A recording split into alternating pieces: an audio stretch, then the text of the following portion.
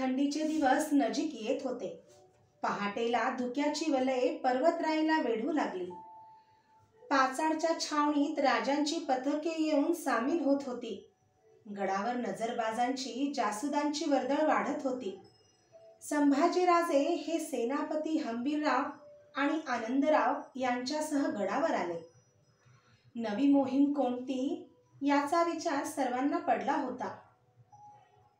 राजांनी खानदेशाची मोहीम मनात धरली होती. जासुदांनी त्या भागातील अचूक बातमी गडावर आणली होती. आनंदरावांच्या नेतृत्वाने राजांनी एक फौज सुरतेला दहशत बसवण्याकरता पाठवली होती आणि दुसरी खुद्द आपल्या नेतृत्वाने घेऊन राजे खानदेशाकडे वळले. जवळजवळ 3 महिने राजे खानदेशात दौड करीत होते. आनंदरावांची फौज सुरतेकडे जात असता रामनगरच्या 4000 भिल्लांनी फौजेला अडवले. 1,00,000 रुपये कबूल करूनही भिल्लांनी वाट दिली नाही. अकारण युद्धाचा प्रसंग उभा ठाकणार हे पाहताच आनंदरावांनी वाट बदलली आणि ते महाराजांना मिळण्याकरिता औरंगाबादेकडे वळले. रामनगरच्या भिल्लांमुळे सुरत वाचली. एरंडोलजवळ राजे थांबले. त्यांनी इंग्रजांच्या वखारींवर फौज पाठवली. राजांच्या फौजेने चालवलेला धुमाकूळ पाहून मोगल फौजदार खेशगी आपल्या ताकदीनिशी मराठ्यांवर चाल करून आला. पण मराठ्यांच्या पुढे त्याचे काही चालले नाही. त्याची शेकडो माणसे मराठ्यांनी कापून काढली. खेशगी औरंगाबादेला पळून गेला. मराठ्यांनी धरणगावची वखार लुटली. खेशगी पळून गेल्यामुळे मराठ्यांना विरोध राहिला नव्हता. राजे बऱ्हाणपूर पर्यंत जाऊन लूट घेऊन व मोगली मुलुखात दहशत निर्माण करून माघारी रायगडावर आले. राजांची फौज साऱ्या मुलुखभर पसरली होती. धरणगाव लुटल्यामुळे इंग्रज घाबरून गेले. धरणगावच्या वखारीची नुकसान भरपाई मिळवण्यासाठी त्यांनी आपला वकील राजांच्याकडे पाठवण्याचे ठरवले. अनाजी कोल्हापूर भागात वावरत होते. मोरोपंत कल्याण भिवंडीला होते. खानदेशाची मोहीम आटोपून राजे गडावर आले. आता राजांना उसंत नव्हती. राज्यविस्तार प्रतिदिनी वाढत होता. अनेक मोहिमांचे मनसुबे राजांच्या मनात उठत होते. मोगल आणि विजापूरकर यांबरोबरच राजांचा तिसरा प्रबळ शत्रू सिद्धी राजांच्या विरुद्ध केव्हा उठेल याचा नेम नव्हता. सिद्धीच्या जंजिऱ्यामुळे सागरावरची त्याची हुकूमत अबाधित होती. राजांच्या गलबतांना त्याची भीती नेहमीच वाटत होती. जंजिऱ्यावर जरब ठेवण्यासाठी राजांनी राजपुरीच्या समोर असलेल्या कासा नावाच्या बेटावर किल्ला बांधण्याचे ठरवले. तातडीने काम पुरे करून घेण्याची राजांची इच्छा होती. त्या किल्ल्याच्या बांधकामात सिद्धीकडून उपद्रव होणार हे जाणून राजांनी आपल्या दर्यासारंग दौलत खानांना आरमारासह कासा बेटावर उठणाऱ्या पद्मदुर्गाच्या रक्षणार्थ पाठवले. पद्मदुर्गाच्या उभारणीसाठी लागणारा पैसा व धान्य यात कमतरता भासू नये म्हणून प्रभावळीच्या सुभेदारांना ताकीद दिली गेली होती. खानदेशाच्या स्वारीवरून राजे रायगडी आले. सर्व मुलुखाच्या बातम्या ते ऐकत होते. थैल्या गडावर येत होत्या. त्यात एक महत्वाची थैली गडावर आली.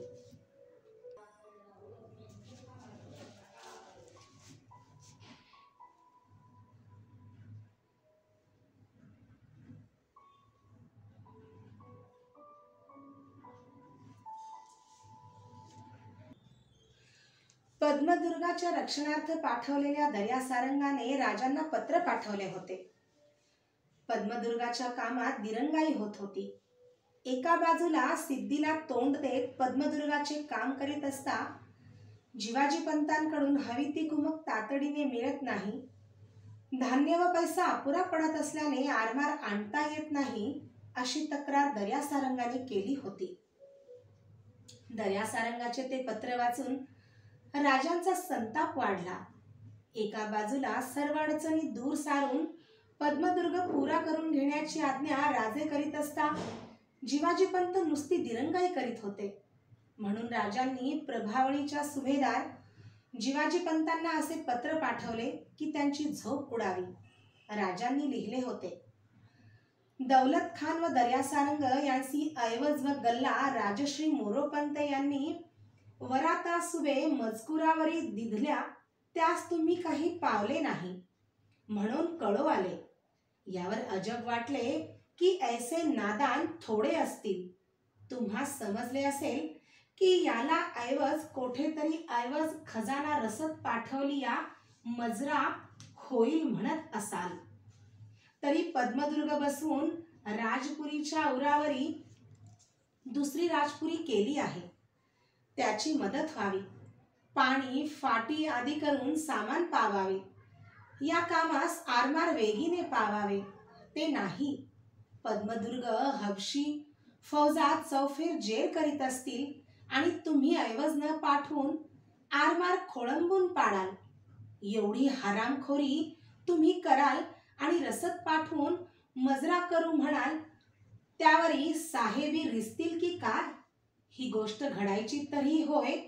न कळे की हबशियांनी काही देऊन आपले चाकर तुम्हास केले असतील. त्याकरिता ऐसी बुद्धी केली असेल. तरी ऐशा चाकरास ठीके ठीक केले पाहिजे. ब्राह्मण म्हणून कोण मुलाहिजा करू पाहतो.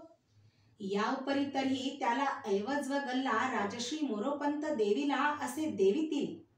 तो खजाना रसद पावलियाहून अधिक जाणून तेनेप्रमाणे आदा करणे की ते तुमची फिर्याद न करीत व त्यांचे पोटास पावून आरमार घेऊन पद्मदुर्गाचे मदतीस राहात ते करणे. या उपरी बोभाट आली या उपरी मुलाहिजा करणार नाही. गनिमांचे चाकर गनिम जालेस ऐसे जाणून बरा नतीजा तुम्हास पावेल. ताकीद असेल रवाना. त्या पत्राने सारी खोळंबलेली सूत्रे हलू लागली. पद्मदुर्गाचे काम झपाट्याने पुरे करून घेण्याची घाई उडाली. जिवाजीपंत राजाज्ञेची वाट न पाहता पद्मदुर्गाच्या प्रत्येक मागणीला साथ देऊ लागला. जेव्हा पद्मदुर्ग पुरा झाला तेव्हा राजांनी सुभांजी मोहिते यास किल्लेदारी दिली. राजांचा बेत आदिलशाहीवर चालून जाण्याचा होता. त्यासाठी राजांनी दत्ताजी पंतांनी फौज देऊन कोल्हापूर भागात रवाना केले आणि पन्हाळा भागात असलेल्या अनाजींना फौज देऊन फोंड्यावर चालून जाण्याची आज्ञा केली. गमावलेली दंडराजपुरी परत घेण्यासाठी राजांची एक फौज दंडराजपुरीवर गेली होती. पावसाळ्यापूर्वी दंडराजपुरी घेण्याचा राजांचा विचार होता. राजे या मोहिमेचा विचार करीत असतानाच राजांनी गडावर संभाजी राजांची मुंज मोठ्या धामधुमीत केली. वास्तविक पाहता राज्याभिषेकानंतर युवराजांची मुंज होणार होती, पण जिजाबाईंच्या मृत्यूमुळे ती पुढे ढकलली गेली होती. संभाजी राजांची मुंज आटोपताच राजे मोहिमेवर निघणार होते. पण याच वेळी मोगलांनी कल्याण भिवंडीवर हल्ला केल्याची बातमी गडावर आली. बऱ्याच दिवसांनी मोगलांनी ही उचल घेतली होती. कल्याण भिवंडीतील घरे मोगलांच्या धाडीत आगीच्या भक्षस्थानी पडली.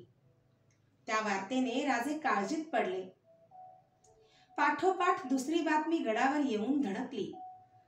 मोरोपंतांना कल्याण भिवंडीची बातमी कळताच त्यांनी मराठी फौज पाठविली. मराठी फौजेने मोगलांना हुसकावून दिले आणि कल्याण भिवंडीचा ताबा घेतला.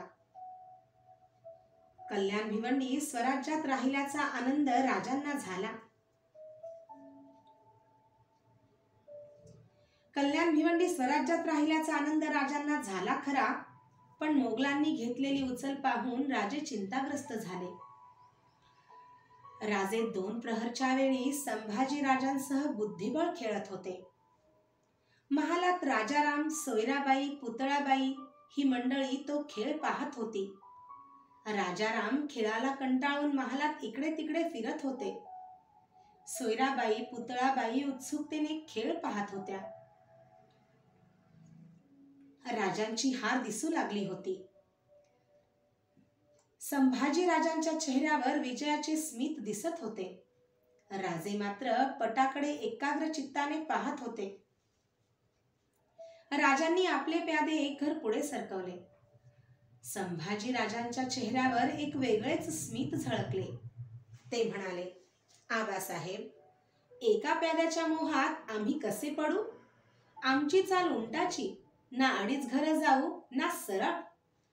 संभाजी राजांनी आपला उंट चालवला आणि वजिराची कोंडी केली. राजे हसले. वजीर वाचवायला जावे तर सरळ राजाला शह बसत होता. डाव संपत होता. वजीर वाचवूनही डाव हाती येत नव्हता. राजे विचारात असतानाच त्यांचे लक्ष दरवाजाकडे गेले. दारातून येसूबाई आत येत होत्या. त्यांना पाहताच राजे मोठ्याने हसले. शंभूबाळ, तुमचा डाव आम्ही मान्य करतो. खुद्द भावेश्वरी महालात आली, तिच्या पावलांनी तुम्हाला यश मिळणारच. वा, खासा न्याय. संभाजी राजे म्हणाले, आम्ही विचार करून डाव जिंकला आणि श्रेय कुणाला? संभाजीराजांच्या बोलण्याने सारा महाल राजांच्या खळखळून हसण्यात सामील झाला. बाल राजाराम धावले. डाव संपल्याचा आनंद त्यांना झाला होता. त्यांनी राजांना विचारले, आबासाहेब, डाव संपला? हो. कोण हरलं? आम्ही. तुम्ही? त्यात आश्चर्य काय? आम्ही कधी हरलो तर तुमच्या प्रेमापोटीच हरू.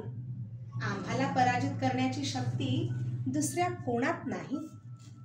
आबासाहेब, बुद्धिबळाचा डाव भान हरपायला लावतो नाही. संभाजी राजे म्हणाले, हा राजे, भान हरपावं असे 3च डाव आम्ही आजवर खेळलो. एक मिर्झा राजे जयसिंगाबरोबर, तो डाव जिंकला.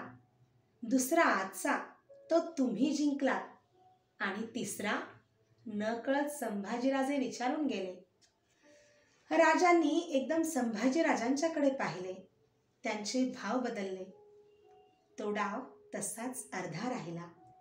कुणाबरोबर खेळलात ते सांगावं तरी? सोयराबाईंनी विचारले. त्या प्रश्नाने व्याकुळलेले राजे सावध झाले.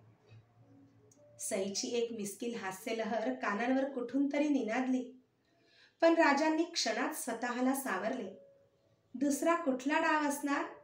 हा स्वराज्याचा खेळतो आहे ना. जोडीदाराचं नाव आहे दैव. सोयराबाईच्या चेहऱ्यावर समाधान प्रकटले. मग तो अर्धा राहिला कशाला म्हणावं? डाव फार मोठा. त्याच्याशी झुंज देता देता आम्ही थकलो. पण डाव नजरेत येत नाही. हा डाव तडीस न्यायचा तो या दोघांनी. राजांची नजर संभाजी राजांच्यावर खिळली होती. संभाजींच्या पाठीवर राजाराम ओणवे झाले होते. राजांनी विषय बदलला. शंभूबाळ, आम्हाला जरा उसंत मिळाली की एकदा शिकारीला जाऊ. तुम्ही धावत्या जनावराला फार चांगला लावता असं आम्ही ऐकलंय. महालात मनोहारी आली. तिने वर्दी दिली. बहिर्जी आलेत. राजे म्हणाले, आता आम्हाला एकांत हवा. सर्व उठले. आतल्या दरवाजाने आत गेले. बहिर्जी आत आला तेव्हा महालात राजे एकटे होते. बहिर्जींबरोबर राजे बोलत बसले होते.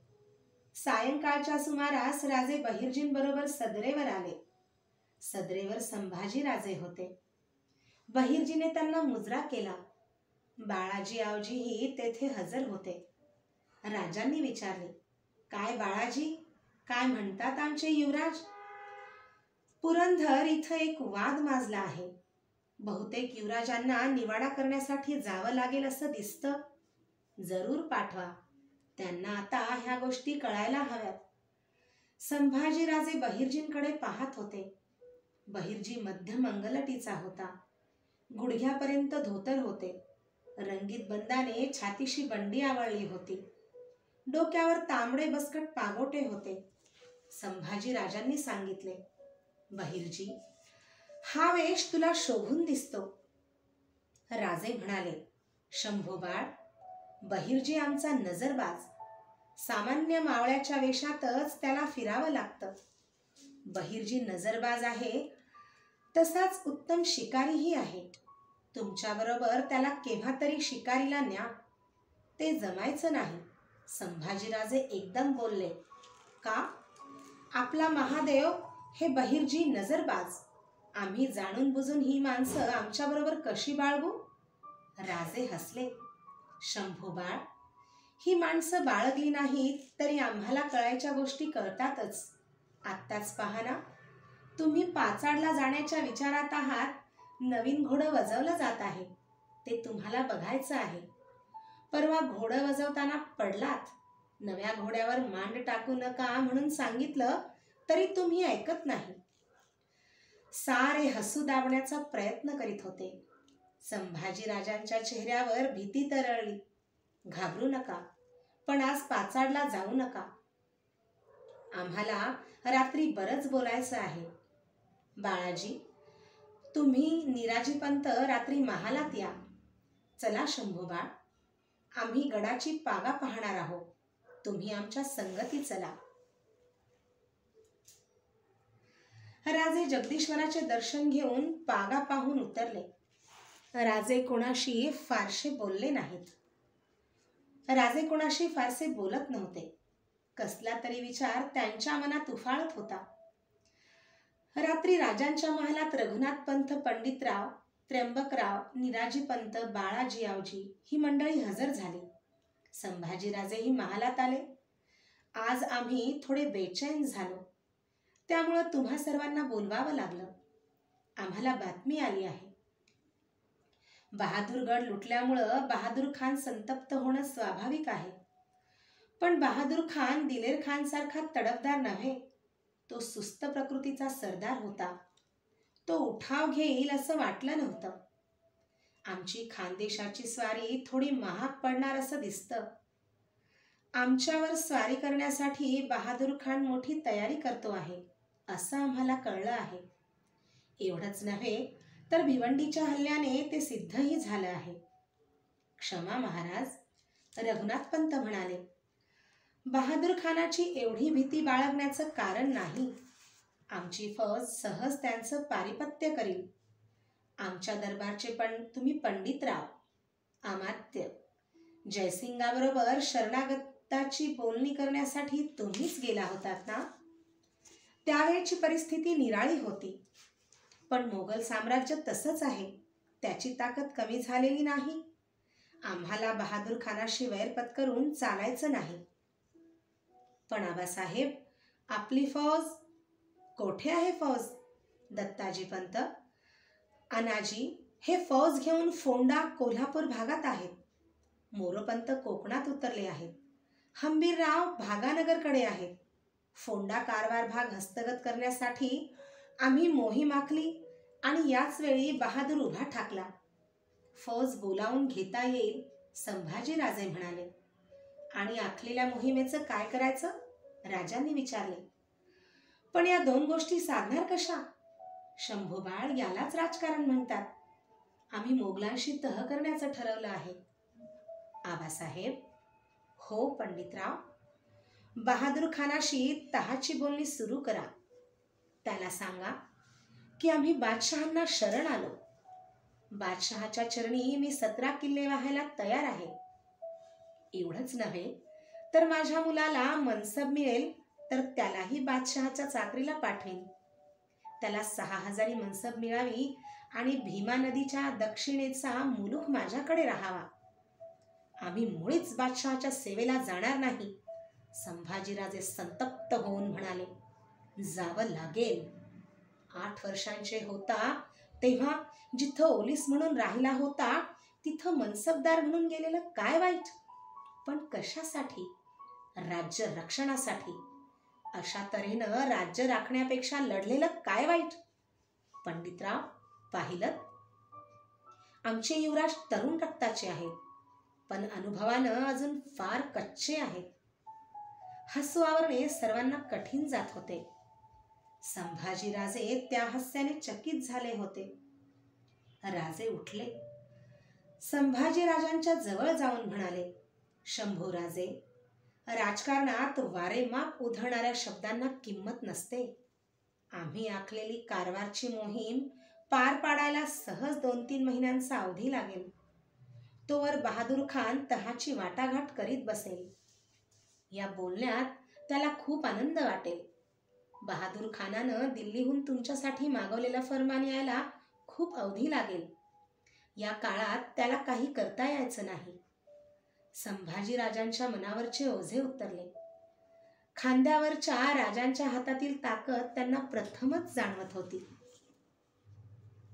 राजांचा तर्क खरा ठरला. बहादूर खान मोगलाईतील राजांच्या धुमाकुळाने आधीच त्रस्त झाला होता. त्या वार्ता ऐकून औरंगजेब बहादूर खानावर संतापला होता. कल्याण भिवंडीतून मोगलांना मराठ्यांनी हुसकावून दिले होते आणि राजांच्या बऱ्हाणपूर पर्यंतच्या लुटीत सारा मुलूक हवालदिल बनला होता. राजांच्या वाढत्या कारवाईला पायबंद घालण्याची ताकद बहादूर खानात नव्हती. राजांच्याकडून तहाची वाटाघाट येताच तो एका क्षणात सारे विसरला. तह होणार या कल्पनेने तो आनंदला. त्याने तातडीने ही खबर पंजाबात असलेल्या औरंगजेबाला पाठवली. संभाजीराजांच्या नावाचे फरमान पाठवण्याची विनंती केली. बहादूर खान तहाच्या वाटाघाटीत गुंतलेला पाहताच राजांनी आपली नवीन मोहीम उघडली. संभाजीराजांना रायगडावर ठेवून राजे फोंड्याच्या लढाईला निघाले. राजे राजापूरच्या रोखाने निघाले होते.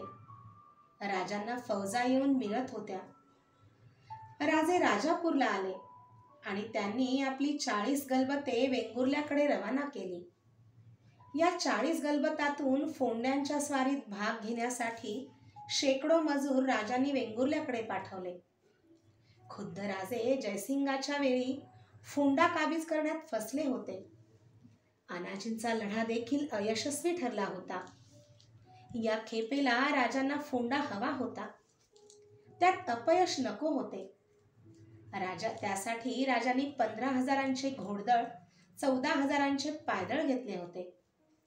राजापूर कुडाळ करीत फोंड्याला आले आणि त्यांनी 2,000 घोडेस्वार व 5,000 स्वार यांना फोंड्याला वेढा घातला. 5,000 स्वार यांचा फोंड्याला वेढा घातला. भर उन्हाळ्याचे दिवस होते. गर्द राईने झाकलेला मुलूक असूनही दिवस रात्र अंगातून घामाच्या धारा वाहत होत्या. तशाच उन्हाळ्याच्या दिवसात फोंडा किल्ल्याचा वेढा जारी राखला होता. दररोज मराठी फौजा किल्ल्याला भिडत होत्या. मोहम्मद इखलास खान हा फोंड्याचा आदिलशाही किल्लेदार होता. 4 महिने पुरेल इतकी रसद असतानाही तो निष्ठेने राजांच्या विरुद्ध लढत होता. मोहम्मद खानावर राजांचा खास राग होता. शिवाजीराजांच्या हद्दीतल्या मसुरा गावातील एका श्रीमंत व्यापाऱ्याला मोहम्मद खानाने पकडून नेले होते. फोंडा काबीज केल्याखेरीज मागे जायचे नाही असा राजांनी निर्धार केला होता. शिवाजीराजांनी फोंड्याला वेढा घातलेला पाहताच गोव्याच्या पोर्तुगीजांना मोठी भीती निर्माण झाली. त्यांनी शिवाजीला तटस्थ राहण्याचे वचन दिले होते. तरी फोंडा काबीज झाला तर गोवा सुरक्षित नाही हे त्यांना कळत होते. त्यांनी राजांच्या कुरापती काढण्यास सुरुवात केली. सरहद्दीच्या देसायांना राजांविरुद्ध उठवले. हा प्रकार होणार हे राजांनी गृहीत धरलेलेच होते. देसायांनी छावणीवर हल्ला केला मात्र आणि राजांच्या सैनिकांनी देसायांची पाठ धरली. देसाई पोर्तुगीजांच्या मुलुखात पळाला, पण मराठी सैनिकांनी त्याची पाठ सोडली नाही. ते सरळ पोर्तुगीजांच्या चांदर गावात घुसले. तेथील घरे त्यांनी लुटली. किरिस्ताव देवळाचा नोकर त्यात बळी पडला. याच वेळी साष्टीतील कुंकळी गावावर 200 घोडेस्वारांनी हल्ला केला. हे स्वार रणमुस्तखान नावाच्या विजापुरी सरदाराच्या मागे लागले होते. या दोन्ही हल्ल्यांनी पोर्तुगीज विजयी घाबरला. त्याने शिवाजीराजांच्या वकिलाला अटक केली. राजांचा संताप आणखीन वाढला. पोर्तुगीजांच्या हालचालींवर त्यांचे बारकाईने लक्ष होते आणि एके दिवशी पोर्तुगीजांनी फोंड्याला मदत म्हणून पाठवलेली धान्यांनी भरलेली 10 शिबाडे व काही माणसे राजांच्या हाती लागली. राजांनी त्याबद्दल विजरईला जाब विचारला, पण हे प्रकार अंगाशी येणार हे पाहून पोर्तुगीजांनी कानांवर हात ठेवले. राजांनी 10 शिबाडे जप्त केली. पोर्तुगीजांचा बंदोबस्त झाला होता. राजे जातीनिशी फोंड्याचा वेढा पाहत होते. मराठे दररोज हल्ले करीत होते, पण निकराने ते परतवले जात होते. जखमींची संख्या वाढत होती. मराठी फौजेने किल्ल्यापासून 10-12 हातांवर दरड उभी केली होती. तिच्या आश्रयाने किल्ल्यावर सतत हल्ला जारी ठेवला होता. तटावर दिसणारा माणूस अचूक टिपला जात होता. 4 वेळा तटाला सुरुंग लावण्याचे प्रयत्न झाले, पण तटाला भगदाड पडले नाही. रात्री राजे छावणीतून फिरत होते. जखमींची विचारपूस करून राजे आपल्या पालीकडे येत असता मशालीच्या उजेडात येणाऱ्या अनाजींच्याकडे त्यांचे लक्ष गेले. अनाजींच्या मागे इब्राहिम खान उभा होता. दोघांनी मुजरे केले. अनाजी, काय खबर? खबर चांगली नाही, अनाजी म्हणाले. फोंड्याच्या मदतीसाठी बेहलोल खान येतो आहे अशी बातमी आली आहे. राजे विचारात पडले. क्षणभरात ते म्हणाले, त्याची भीती बाळगू नका. आदिलशाही वजिरीवर खवास खान आहे. त्या जागेसाठी खवास खानाची आणि बेहलोलची चुरस आहे. बेहलोल असा यायचा नाही. तुम्ही बेहलोलकडे आपली माणसं रवाना करा. लाचेवर तो तृप्त होईल. याखेरीज झाडं तोडून फोंड्याच्या साऱ्या वाटा बंद करा. चौक्या पहारे जारी ठेवा. इब्राहिम खानाला राजांनी विचारले, इब्राहिम, सुरुंगाचं काय झालं? कोशिश करता हूं हुजूर. कोशिश नको, आम्हाला आमचं निशाण फोंड्यावर चढलेलं पाहायचं आहे. दोघे मुजरा करून निघून गेले. फोंड्याला वेढा घालून 15 दिवस होत होते, तरी किल्ला हाती येत नव्हता. राजांनी नवा बेत आखला. त्यांनी सुलतान ढवा करण्याचे ठरवले. राजांच्या आज्ञेने 500 शिड्या आणि अर्धा शेर वजनाची 500 कडी तयार केली. इब्राहिम खान नवे सुरुंग ठेवण्याच्या प्रयत्नात गुंतला होता. राजांनी सुलतान ढव्याचा दिवस मक्रूर केला. तटाला शिडी लावून आत प्रवेश करणाऱ्या प्रत्येक वीराला सोन्याचे कडे देण्याचे राजांनी जाहीर केले. एक नवा उत्साह संचारला होता. दिवस उगवला. छावणीवर शांतता पसरली होती. किल्ल्यावर एकही हल्ला होत नव्हता. किल्ल्याच्या तटावरून किल्ल्यातील सैनिक पाहत होते. अचानक थांबलेल्या लढाईचा अर्थ त्यांना कळत नव्हता. शत्रू तटाभोवती वावरत होता, पण त्यात नेहमीची गडबड दिसत नव्हती. वाढत्या वेळेबरोबर तटावरचे सैनिकांचे आकडे वाढत होते. सूर्य आकाशात चढत होता. राजे किल्ल्यावर लक्ष ठेवून होते. मध्यान्नीचा सूर्य माथ्यावर आला आणि इशारत दिली गेली. शिंगांचा आवाज शांततेचा भंग करून उठला. त्या इशारतीबरोबर सुरुंगांच्या वाती फरफरू लागल्या. तटावरचे पहारेकरी आश्चर्यचकित होऊन पाहत असतानाच कानठळ्या बसणारा आवाज साऱ्या परिसरात घुमला. तटावरच्या पहारेकऱ्यांसकट तट आकाशात फेकला गेला.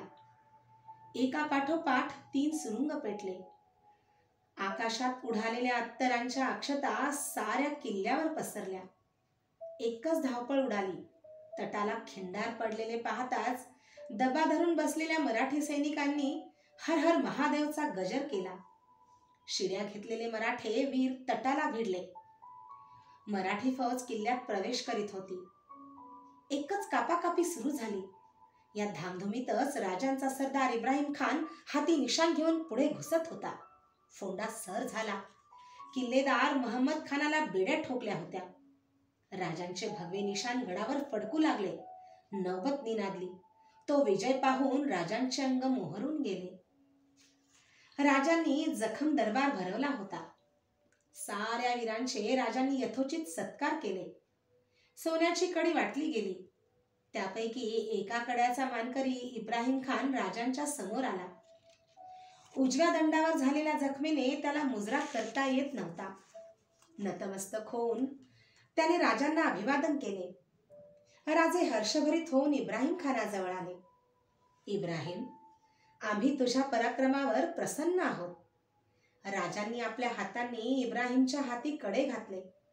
ज्या तडफेनं काम झालं, ज्या तडफेनं तू आमची यशोपताका किल्ल्यावर चढवलीस, त्या शौर्याला तोड नाही. इब्राहिम खान, तुझ्या हातून लावलेल्या ध्वजाची इभ्रत कायम राखण्यासाठी ही जबाबदारी आम्ही तुझ्यावर सोपवत आहोत. यापुढं फोंडा किल्ल्याचा किल्लेदार तू आहेस. तुझ्या हाती हा किल्ला आम्ही सुपूर्द करीत आहोत. राजांचे बऱ्याच वर्षांचे स्वप्न साकार झाले होते.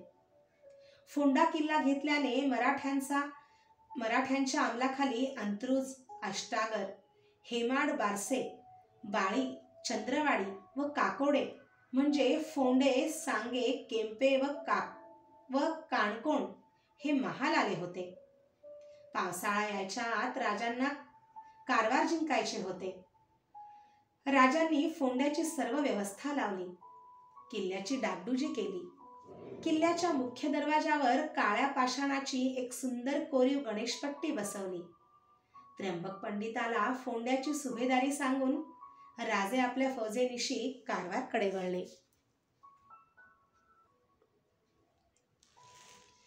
संभाजीराजे मराईच्या रानात 2 दिवस शिकार खेळत होते. शिकार भरपूर झाली होती, त्यामुळे संभाजीराजे खुशीत होते. 2 दिवसानंतर संभाजीराजांनी तळ हलवला.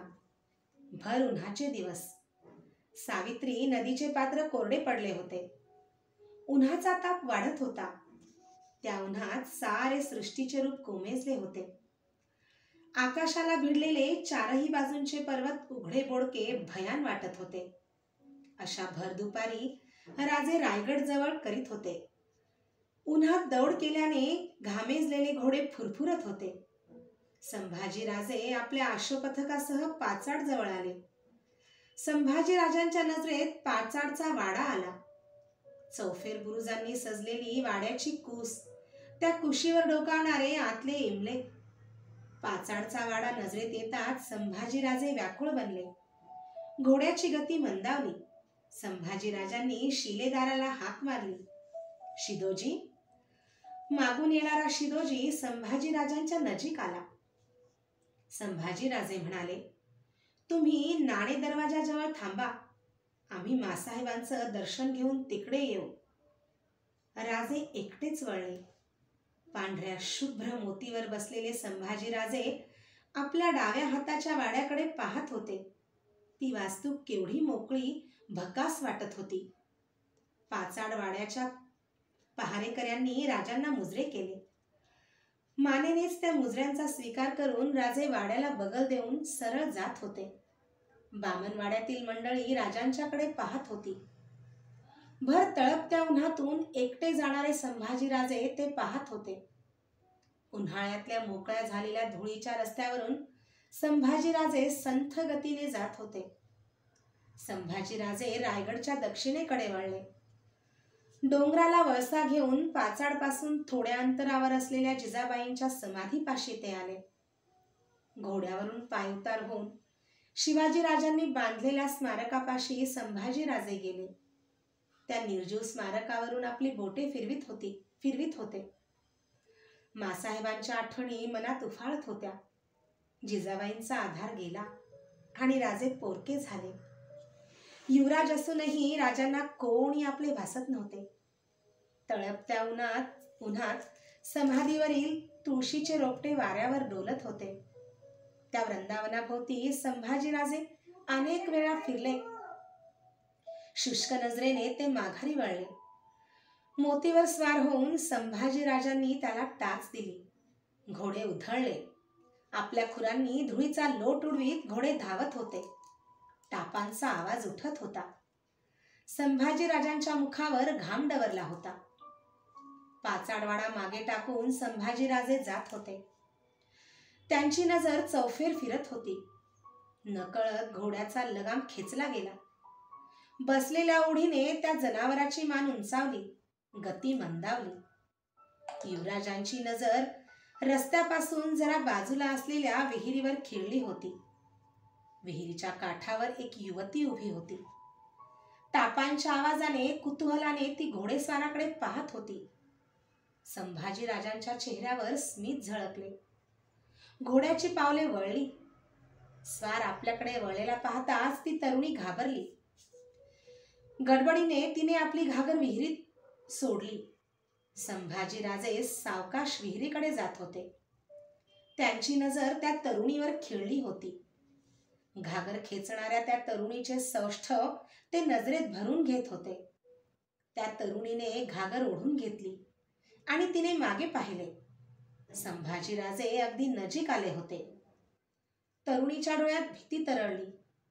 संभाजीराजे खाकरले. त्या तरुणीने परत वर पाहिले. संभाजीराजांच्या कपाळी घाम डवरला होता. संभाजीराजे म्हणाले, जनावराला पाणी मिळेल?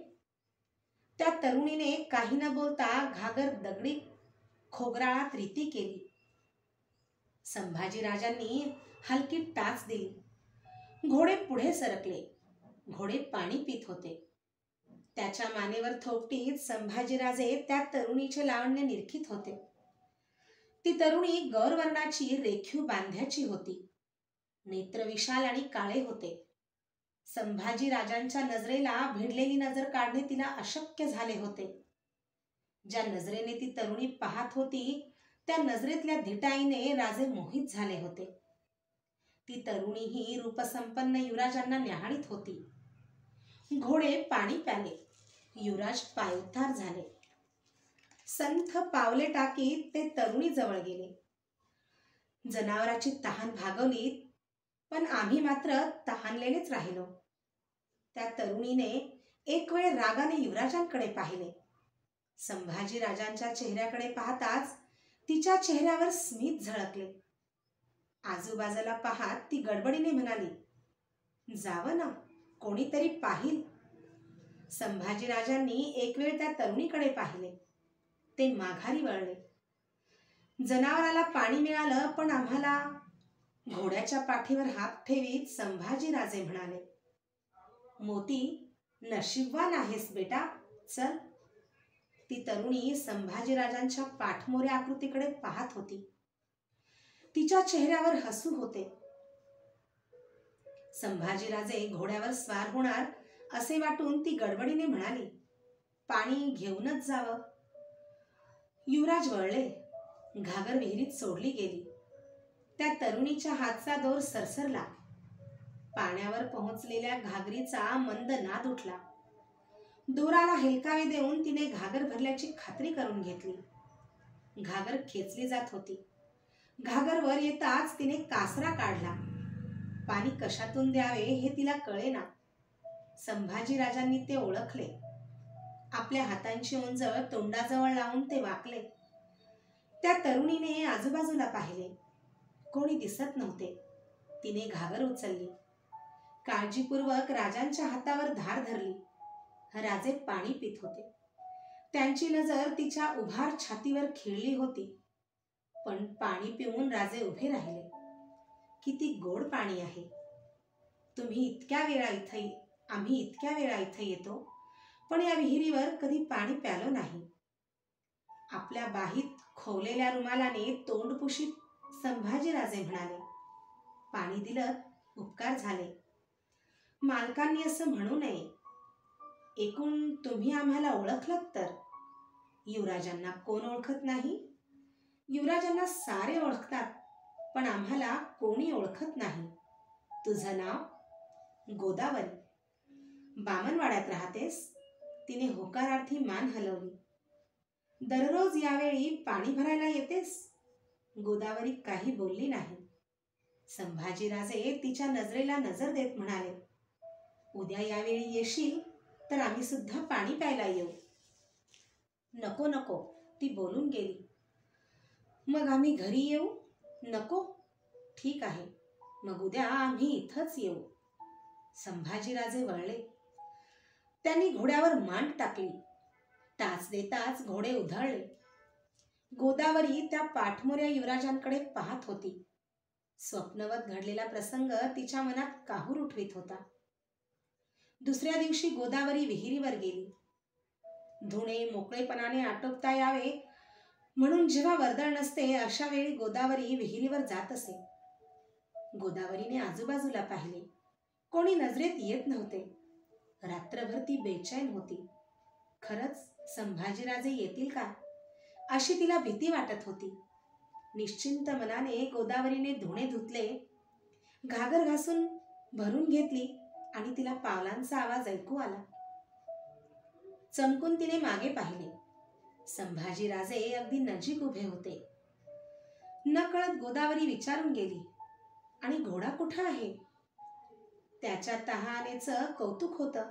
त्याला प्रथम पाणी मिळालं आणि आम्हाला मिन्नतवारी करावी लागते म्हणून आम्ही त्याला चीत दरवाजाजवळच सोडून आलो. जा ना, कोणीतरी पाहिलं तर? तुम्हा बायकांना याखेरीज काहीच का बोलता येत नाही? आम्ही पाणी पिण्यासाठी गड उतरलो आणि गोदावरीला संताप दाखवणे कठीण गेले. तिने तांब्याचे पंचपात्र भरले आणि ते युवराजांच्या जवळ नेले. नकारार्थी मान हलवीत संभाजीराजे म्हणाले, पंचपात्राने तहान भागणार नाही. संभाजीराजे ओंडवे झाले. त्यांनी ओंजळ धरली. गोदावरी खुदकन हसली. तिने घागर उचलली. पाणी पिऊन झाल्यावर संभाजीराजांनी आपले हात झाडले. त्यांचा हात हातोप्याकडे गेला. रुमाल तेथे नव्हता. संभाजीराजे आपल्या ओल्या हातांकडे पाहत होते. गोदावरीने आजूबाजूला कोणी नसल्याची खात्री करून घेतली. तिच्या अंगावर कंप उभा राहिला होता. कसलेला पदर तिने सोडला. तिने पदर पुढे केला. संभाजीराजांनी हर्षाने पदराला हात पुसला. तो पदर हाती धरून ते म्हणाले, गोदावरी, रात्रभर झोप आली नाही. गोदावरीने पदर सोडवून घेतला. संभाजीराजे भानावर आले.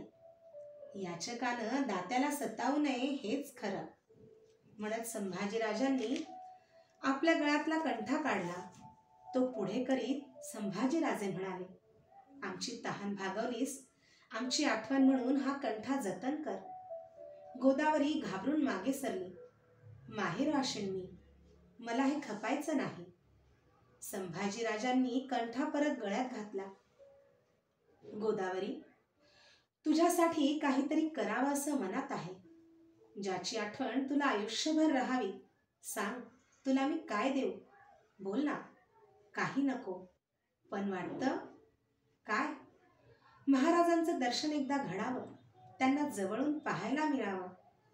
संभाजीराजे एक क्षणभर विचारात पडले. ते बोलून गेले, गोदावरी, आम्ही तुझी इच्छा जरूर पुरी करू. पुन्हा भेटेन. संभाजीराजे वळले. त्यांची पावले चित दरवाजाच्या दिशेने पडत होती. राजांचे विश्वासू सेवक दरवाजापाशी उभे होते. पहारेकऱ्यांनी केलेले मुजरे घेऊन राजे गड चढू लागले. उन्हाचा त्रास त्यांना जाणवत नव्हता. राजे गडावर पोहोचले. राजे सदरेजवळून आपल्या महालाकडे जात असता रामचंद्रपंत सामोरे आले. आत्ता हीच थैली आली. आत वर्दी पाठवली. संभाजीराजांनी थैली उघडली. थैली फोंड्याहून आली होती. पत्र वाचत असता संभाजीराजांचा हर्ष वाढत होता. पत्र वाचून ते रामचंद्रपंतांच्या हाती देत संभाजीराजे म्हणाले, पंत, तोफांचे आवाज करा. आबासाहेबांनी सुरुंग लावून फोंडा जिंकला. फोंडा जिंकून आबासाहेबांनी कारवार प्रांतात मोहीम उघडली आहे. ती विजयाची वार्ता घेऊन संभाजीराजे आपल्या महाली आले. येसुबाईंच्या हाती आपला टोप देत राजे म्हणाले, आबासाहेबांनी फोंडा काबीज केला. संभाजीराजांनी आपली तलवार शेला उतरला. ते पलंगावर जाऊन कलते झाले. गडाखाली गेला होता? हो. अशा उन्हाचं? अशी मधली अदली चक्कर फायदेशीर असते. तिन्ही दरवाजे नजरेखालून घातले आणि चित दरवाजा सुद्धा पाहिला आणि ठीक आहे.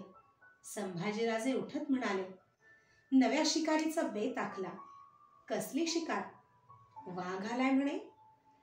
अजून जनावर मोडलं नाही, पण पहाटेला गडाखाली भेटतो म्हणे. रात्री शिकारीला जाणार? येसुबाईंवर नजर रोखीत राजे म्हणाले, तुम्ही गुपित राखलत तर? येसुबाई मनमोकळेपणाने हसल्या.